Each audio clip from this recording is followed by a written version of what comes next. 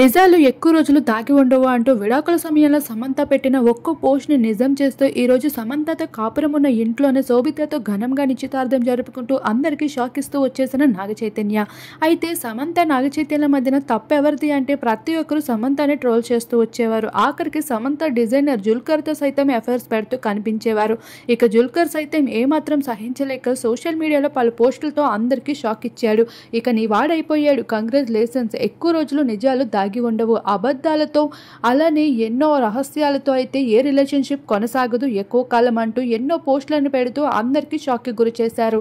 కానీ ఏ ఒక్కరు కూడా చైతన్యది తప్ప అంటూ నిలదీసింది లేదు. సమంత తీరుపై తను వేసుకున్న బట్టలపైన తనని నిందిస్తూ వచ్చారు.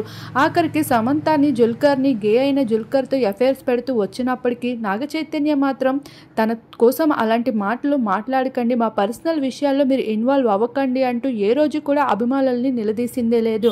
ఇలా జుల్కర్కి అయితే చాలా విపరీతంగా హట్ అవుతూ సమంత సైతం కుంగిపోతుంది అంటూ చెప్పుకుంటూ వచ్చేవాడు.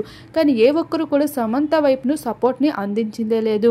అలా కొనసాగుతున్న కొన్ని రోజులకి నాగచైతన్య యూరోప్లో శోభితతో కలిసి దర్శనమిచ్చాడు. హఠాత్తుగా శోభితతో కనిపించడం ఏంటి అంటూ అందరూ షాక్ తిన్నారు. ఎందుకంటే శోభిత కూడా ఒక నటే కావడంతో చాలా త్వరగా ఆ ఫొటోస్ అన్ని వైరల్గా మారిపోయాయి.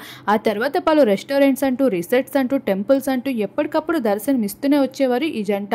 ఇక ఆగస్ట్ 8న ఎంతో ఘనంగా ఆఖరికి నిశ్చితార్థం జరుపుకున్నారు, అదే సమంతతో కలిసి ఉన్న ఇంట్లోనే.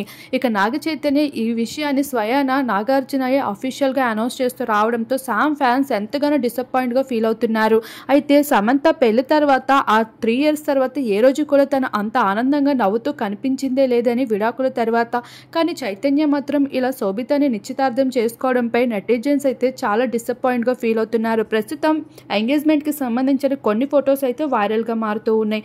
ఆ ఫొటోస్ని చూసిన వారు నవ్వాలా లేదంటే విమర్శించాలా అర్థం కాక ప్రస్తుతం అయితే ఆ ఫొటోస్ పైన మౌనం పాటిస్తూ ఉన్నారు. అయితే వాటికి సంబంధించిన కొన్ని వైరల్ ఫొటోస్ని మీరు ఇప్పుడు మా వీడియో రూపంలో చూసేయండి. అలానే ఇలాంటి వీడియోస్ కోసం మా ఛానల్ని సబ్స్క్రైబ్ చేసుకోండి.